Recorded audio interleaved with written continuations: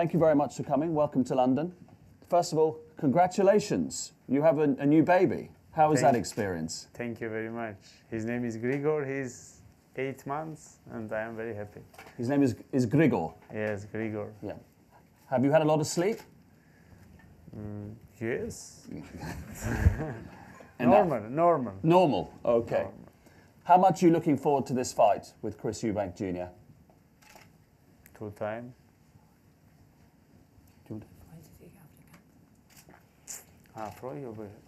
Ja, ich freue mich sehr und ich freue mich, dass ich in England boxe und wir werden sehen, wie der Kampf ausgeht. Aber ich freue mich, sag mal so kurz, ich freue mich auf den Kampf sehr. Yes, I'm pleased about the fight. I'm very pleased to be fighting here in England, and I think it will be a good fight.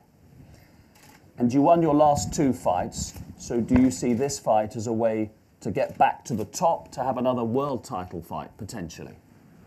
Sie haben die letzten 2 gewonnen, also ist es jetzt eine Chance, wieder auf den Top zu bekommen. Jetzt ist der 3. Kampf, dass ich gewinnen muss. This is the 3rd fight that I'm going to have to win. Okay.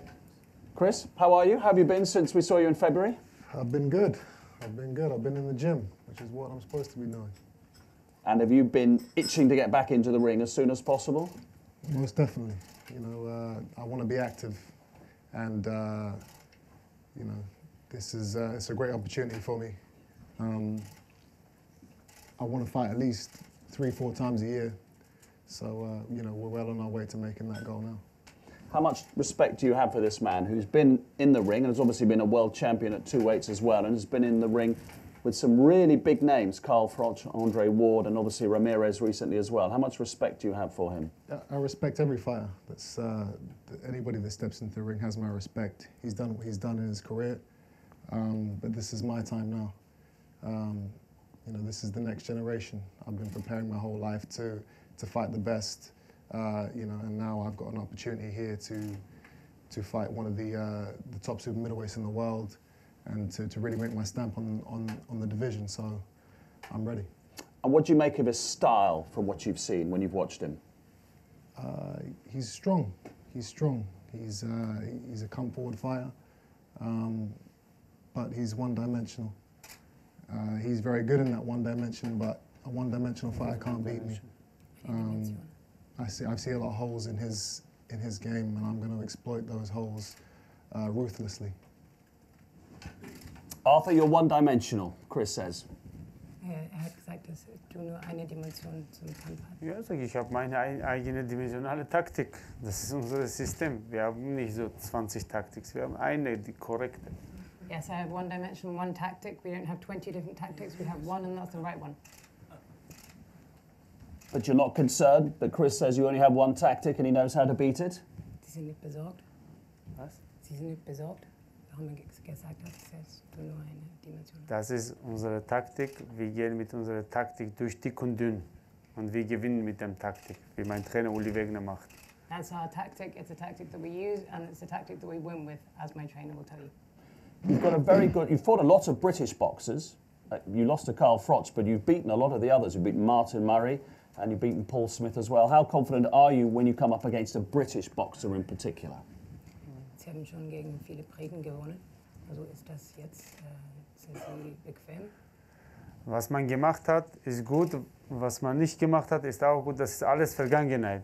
Man muss immer neu beweisen. Und das ist das Wichtigste, was man jetzt beweisen muss. Alles, was gut war oder schlecht war, ist schon vorbei. Man muss immer neu beweisen.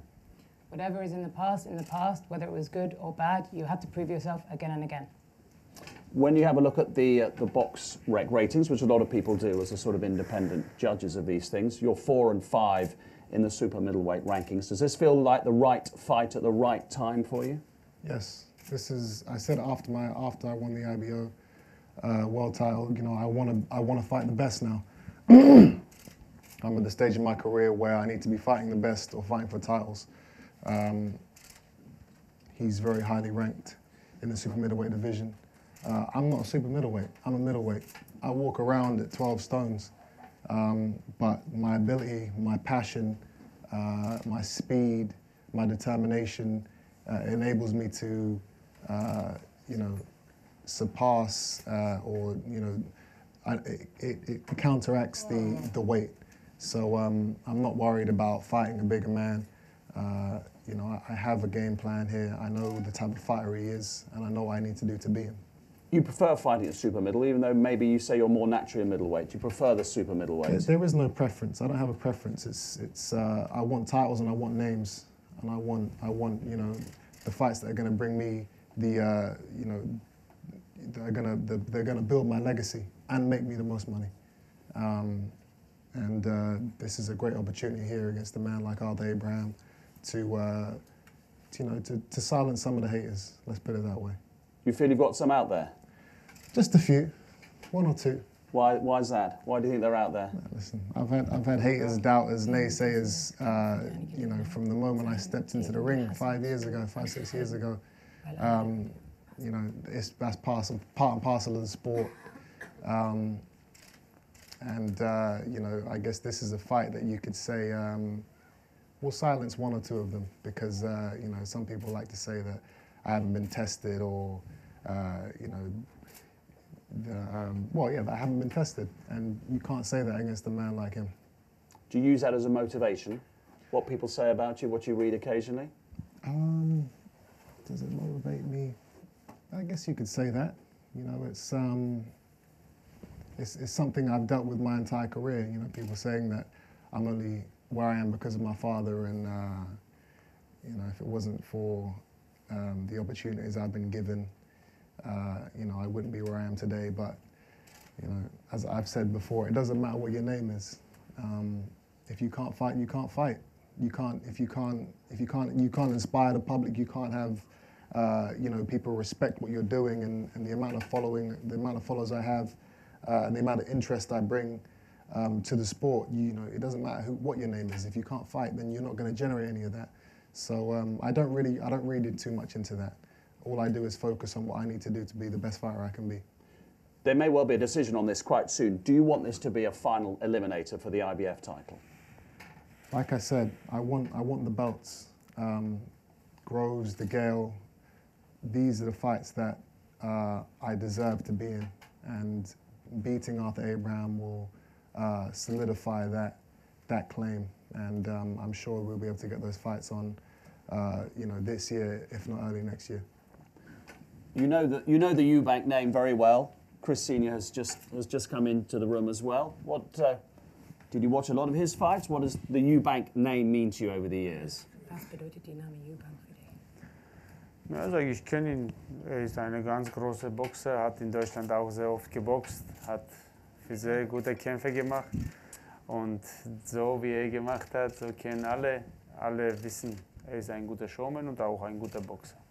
I know him. He's fought many good fights, including in Germany, and everyone knows that he's a good boxer, he's a good showman and a good fighter.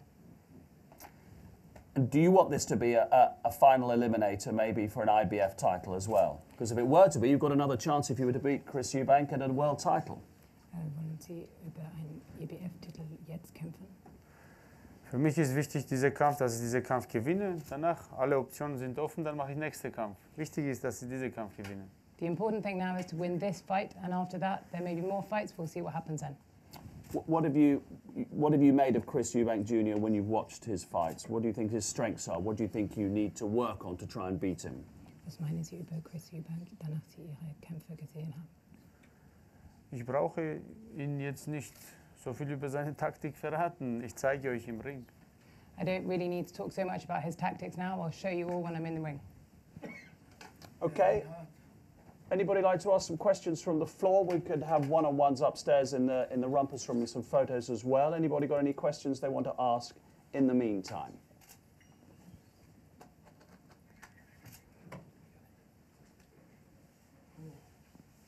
No? Yep. Chris, you alluded to the fact you walk around in 12 stone. So just to clarify, to make middleweight easy, you stepped up to super because of the opportunity that it's in Wie viel like er wiegt? Als, Say that again. I'm guessing from your claim to make 12 stone or to walk around in 12 stone, you stepped up to super middleweight merely because it was a better career path, not because it's difficult to make middleweight anymore. That's right. I'm confident in my abilities. Fighting bigger men is not an issue for me. So it's not that I was struggling to make middleweight. No. You entertain a possibility Of course, there's some great fights to be made at that weight. So it's kind of whatever opportunity is put in front of me first, I will take, whether that's at super middleweight or middleweight. Yes, in the middle there. Chris, Arthur's never been stopped before. Are you going to attempt to maybe try and do that? Attempt, I'm going to do it. I don't go into the ring with anything, any other mindset other than I'm going to take this guy out. I'm going to do whatever I can to make sure that he doesn't see the final round. Anybody else? Anybody else? Grant, should we have a word with Chris Senior? Yeah. Should we let do you want to take the two boys go upstairs now? Absolutely. That'd be great. Yeah? The two men. The two men.